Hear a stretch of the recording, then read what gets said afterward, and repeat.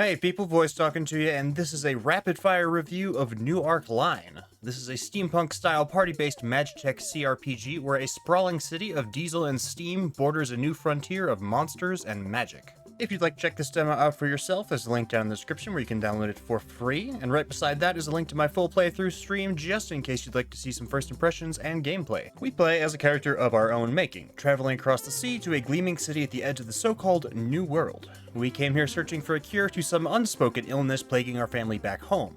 I don't know all that much more than that, but the world building goes just a bit further, though the intro that explained it all moved crazy fast. Essentially, the world was once ruled over by mages, for the obvious reason of wielding power over nature and its various spirits. Eventually, a heroic human defeated the mages and freed humanity, and as technology rapidly advanced, magic began to take a backseat. Of course, that led to some very upset magic users who weren't happy with the new status quo, and the birth of a mysterious illness that turns flesh into iron. Now, I'm not sure if this iron plague is what's afflicting our family, but the sickness seems to take a pretty central role in the story, with some using its effects for their own gain, some horribly warped by it, and others searching for a cure of some sort. The folks we meet infected by the Iron Plague all seem to have some pretty interesting circumstances, and I honestly really like the unique take on a magical disease. As of the demo, character creation is pretty bland. We get a choice between two races and two classes. The classes I got to see were a diesel engineer who specialized in firearms and a voodoo wizard. We can also choose between playing as a human or an elf, changing your stats and the way people in the world react to you.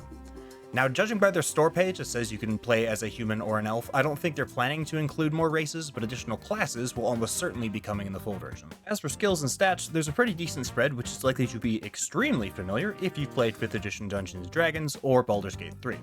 We can swap points around, pick a background, which gives us a unique buff, and pick between a few different visual customization options, but for now, that's pretty much it. The demo throws us right into the middle of the city and starts us off with a side quest, helping an old man get a doctor for his wife and providing patients for the clinic of Iron Plague patients he's trying to contact. There's a few typos here and there, but aside from that, the writing is quite good. But without much background context, I can't tell you how good the overall narrative will be. The one combat encounter I got to try out felt pretty good, too. Effects and impact are all really solid, and the different abilities seem like they could have lots of applications and environmental impacts. Again, very similar to Baldur's Gate. That's cool. I love the effects. The music is killer. In fact, where gameplay is concerned, generally imagine a less freeform Baldur's Gate 3, and you won't be too far off the mark with this game. Now, this demo was extremely short. I only really got to explore a single ratty district of the main city, but what I saw was excellent, if a bit repetitive. Random NPCs will react to your passing, and there's a decent number of objects in the environment you can interact with, though typically this is just skill checks to collect resources. At least they've got a good system of game mechanics and a sleek UI to work off of here. Overall though, I love the concept and the mix of styles between steampunk, dieselpunk, and tribal magic. The world and characters sound like they could be a really cool, original mix that reminds me of Victorian fantasy like Carnival Row, but with a bit of a diesel tinge and more connection to the magical frontier beyond the city. Honestly though, there isn't all that much more I can say about this game with certainty. I only got to play for about an hour, and it was really just a side quest where I walked around and talked to people. It was all very jarring to be dropped right into the middle of it, and it wasn't the most interesting content. Plus, it seemed like the outcomes of our decisions didn't have a huge impact on the overall outcome. Regardless, the devs have proven they can put together a cRPG of some quality, both visually and mechanically. No bugs, no lag, no real hiccups. Then again, very small world with a very short playtime. The real question now is, are the devs going to be able to turn this idea and their array of skills into a memorable and fun experience that can compete with other modern RPG titles? That's a tall order after the bombshell that was BG3.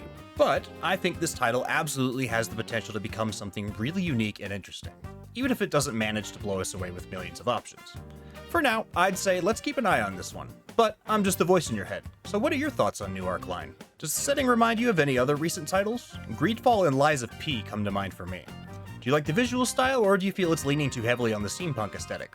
Has this game caught your interest, or are you fine without another text-heavy RPG? I'd love to talk with you about it down in the comments. If you enjoyed, leaving a like helps the channel get through the algorithm and helps me out a ton. If you want more, subscribing is the best way to support the channel and keep new reviews coming your way because I put out new stuff every single week.